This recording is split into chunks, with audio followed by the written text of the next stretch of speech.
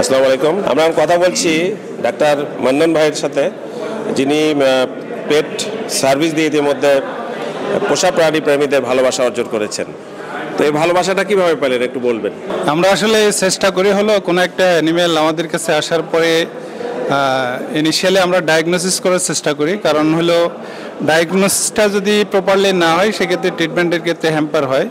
আর diagnosis যদি accurately করা যায় সেক্ষেত্রে অনেক সময় হয়তো আমরা জানি যে কিছু কিছু ডিজিজের আউটকাম হয়তো আসবে না, এটা অন্তত ওনারকে জানাই দেওয়া।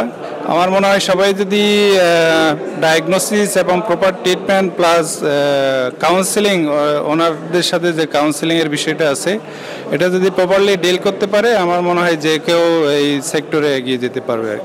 পেট অ্যানিমেলের পপুলেশন যেমন বাড়তেছে, চ্যালেঞ্জও কিন্তু অনেক বাড়তেছে। আর তো সবচেয়ে পজিটিভ যেটা দিক, আমাদের তরুণ যে ভেটেরিনারিয়ানরা আছে এই সেক্টরে অনেক বেশি এগিয়ে আসছে। তাদের উদ্দেশ্যে আমার যেটা পরামর্শ বা বার্তা থাকবে সেটা হলো আমরা যেন আমাদের ডায়াগনস্টিক ফ্যাসিলিটিসগুলো আস্তে আস্তে ইমপ্রুভ করি, নিজেদের জ্ঞান এবং স্কিলকে বাড়ানোর জন্য যে যে রকমের অভিজ্ঞতাগুলো নেওয়া দরকার সেটা প্রয়োজনে আমাদের দেশের মধ্যে এবং প্রয়োজন ক্ষেত্রে আমাদের বাইরে গিয়ে হলো এই জ্ঞানগুলো অর্জন করতে হবে। এভাবে যদি আমরা পারি তাহলে আমরা এই সেক্টরকে আরও ভবিষ্যতে অনেক দূর এগিয়ে নিয়ে যেতে পারবো বলে বিশ্বাস করি। মান্নান ভাই, আপনাকে অনেক অনেক ধন্যবাদ। আপনাকে অসংখ্য ধন্যবাদ, এগ্রি লাইফকে ধন্যবাদ।